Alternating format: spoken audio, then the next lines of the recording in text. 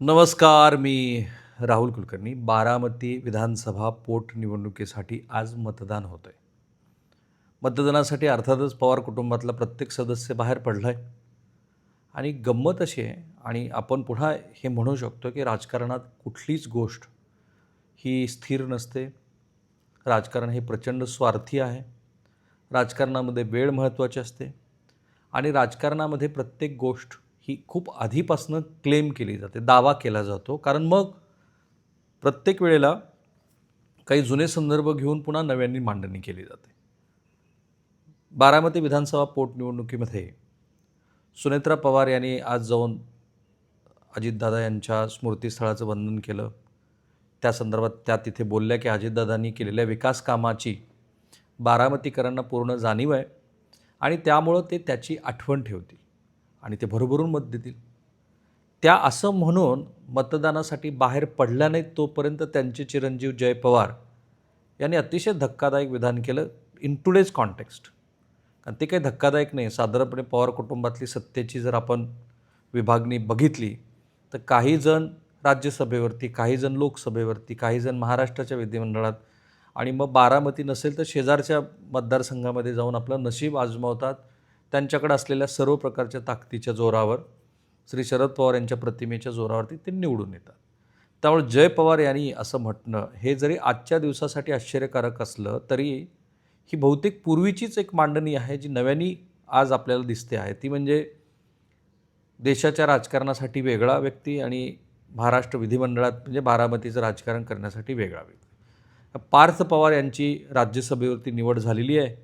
त्यामुळे देशपातळीवरचं राजकारण पार्थ पवार करतील आणि मग महाराष्ट्र विधानसभा 2029चं नेतृत्व बारामती विधानसभेचं हे आपण करावं असं बहुधा त्यांच्या मनात आहे जय पवारच्या. आणि त्या अनुषंगाने बोलताना जय पवारांनी म्हटलं की लोकांच्या मनातली इच्छा आहे की 2029ची विधानसभा निवडणूक मी लढावी. म्हणजे पुन्हा एकदा ही सत्तेची जी विभागणी आहे बारामती मर्यादित ती बहुतेक सुनेत्रा पवार यांच्या कुटुंबात निश्चित झाली आहे असं दिसते. आणि या सगळ्याचा अंदाज असावा रोहित पवारांना. कारण मोठी व्यापक जी लढाई सुरू आहे ना ती अजित पवार यांच्या लेगसीची आहे. त्यांनी जो काही वारसा ठेवला आहे त्याची आहे. आणि त्यामुळं रोहित पवार म्हणाले की आत्ता ती सर्वपक्षीय लढत होईल. कदाचित पवार विरुद्ध पवार अशी सुद्धा 2029ची निवडणूक होऊ शकते. त्याला योगेंद्र पवार यांनी थोडंसं काउंटर केलं. ते असं म्हणाले की तशी इच्छा नाही आहे. श्रीनिवास पवार जे श्री अजित पवार यांचे सख्खे बंधू आहेत ते म्हणाले की 2029ला काय होईल माहिती नाही आहे. कारण सत्ता ही बाबच अशी आहे की ज्याच्यामध्ये नातीगोती, तुम्ही काय कोणावरती कशा पद्धतीने उपकार केलेत यापेक्षा पुढचं राजकीय गणित फार महत्त्वाचं आहे. आणि म्हणून बारामती विधानसभा पोटनिवडणुकीमध्ये किती गोष्टी एकमेकांशी गुंतलेल्या आहेत बघा. आजच हा पाठिंबा का दिला पवार कुटुंबाने एकमेकांना इतका? कारण राहुरीमध्ये तर राष्ट्रवादी काँग्रेस एस-पीचा उमेदवार उभा आहे. त्या ठिकाणी मात्र गेलेल्या एका व्यक्तीला श्रद्धांजली म्हणून इथे जी बारामतीमध्ये भूमिका घेतली ती पवार कुटुंबाने घेतली नाही कारण कुटुंबातले सदस्य आहेत. पण पुन्हा हे होत असताना दिवंगत श्री अजित पवार यांची जी मोठी लेगसी आहे, त्यांनी जे काही करून ठेवलं आहे तो दावा आता करणारे किमान 2 लोक तरी मला स्पष्टपणे दिसत आहेत. पहिल्या टप्प्यामध्ये श्री रोहित पवार यांनी आपली स्वतःची बाजू ह्या दृष्टीनं भक्कमपणे उभा केली आहे. तेच असे एकमेव दिसत आहेत की जे श्री दिवंगत अजित पवार यांच्या मृत्यूनंतरच्या प्रत्येक गोष्टीबद्दलचे प्रश्न विचारत आहेत. ज्याला काही प्रमाणामध्ये जय पवार यांनी पण दुजोरा दिला.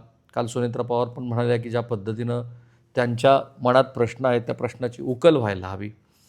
हे का होतं आहे? कारण अजितदादा यांच्या मृत्यूनंतर त्या मृत्यूच्या अनुषंगून जे काही प्रश्न असतील त्याचं भविष्यामध्ये राजकारण पण होऊ शकतं. कारण अनेक प्रश्न अनुत्तरित आहेत असं वाटतं, बारामतीकरांना वाटतं. मग त्यावेळेला त्या प्रश्नाच्या आडून 2029 विधानसभा निवडणूक बारामती इथे पुन्हा व्यापक पातळीवरती आमचे काका गेले, त्यांचा मृत्यू कशाने झाला सांगितलं गेलं नाही, कळलं नाही. कारण सरकारचा कुठलाही अहवाल आला तर कुठला तरी एक असा गट असेल की ज्याला ह्या अहवालावरती अजिबात विश्वास नसेल. स्वतः जय पवार असं म्हणतायत की हे काही 4-5 आठवड्यात येईल असं वाटत नाही. तो जो सिंग नावाचा मालक आहे त्याला अटक झाली पाहिजे. पण सुनेत्रा पवार ह्या स्वतः CBIची मागणी करतात. सो काय आहे की अजितदादा यांच्या मृत्यूनंतर त्या मृत्यूच्या अनुषंगाने जे प्रश्न निर्माण झाले त्याच्यातनं राजकारण उभा करून पुढं त्यांची लिगसी घेण्याचा हा प्रयत्न आहे आणि त्या प्रयत्नामध्ये संघर्ष अटळ आहे. तो संघर्ष कदाचित जय पवार विरुद्ध रोहित पवार पण असू शकतो, कदाचित रोहित पवार विरुद्ध आणखी सुनेत्रा पवार यांच्या कुटुंबातला कुठंतरी सदस्य असू शकतो. कारण व्यापक पातळीवरती जर आपण बघितलं तर राष्ट्रवादी काँग्रेस, शरद पवार यांची आत्ता पुढच्या 5 वर्षानंतरची मांडणी ही आत्ताच दिसते आहे की बऱ्यापैकी खिळखिळा झालेली आहे. त्यांचे काही खासदार हे एकनाथ शिंदे यांच्याकडे जाऊ इच्छितात अशी बातमी असते आणि त्याच्यात अगदीच तथ्य नसेल असं नाही आहे. असे बरेच लोक शरद पवारांना सोडून गेलेत आणि ते त्यांचा विधानसभेत पराभव करू शकले नाहीत, ही पण वस्तुस्थिती आहे. मग अशा स्थितीमध्ये अजित पवार यांच्या मृत्यूनंतर राष्ट्रवादी काँग्रेस पक्ष आणि अजित पवार यांची जी काही पोकळी निर्माण झालेली आहे ती कुणी भरून काढायची, त्याच्याचं पहिलं बॅटल ग्राउंड हे 100% बारामती असणार आहे. तिथे तुम्हाला 2029ला हे सगळे लोक एकत्रित आलेत आणि एकच ठरवून उमेदवार दिला असं होणार नाही. काही लोकांना असं वाटतं की पवार कुटुंबातलं राजकारण पत्रकारांना कळत नाही. उलट मी तर असं म्हणेन की 2017पासून आणि 2017ला आम्ही पहिले होतो की ज्यांनी सांगितलं की पवार कुटुंबामध्ये आलबेल नाही आहे. त्यानंतर बऱ्याच लोकांनी ट्रोल केलं, नेहमीप्रमाणे टीका टिप्पणी झाली. नंतर 2019चा जो शपथविधी सोहळा झाला सकाळचा, त्यावेळेला मी अनेक संदर्भ दिले होते. नंतरही आम्ही सांगत होतो की हा पक्ष फुटीच्या उंबरठ्यावरती आहे. स्वतः अजित पवार अनेक वेळेला म्हणायचे की असं काही होणार नाही. प्रत्यक्षात काय झालं ते महाराष्ट्राने पाहिलं.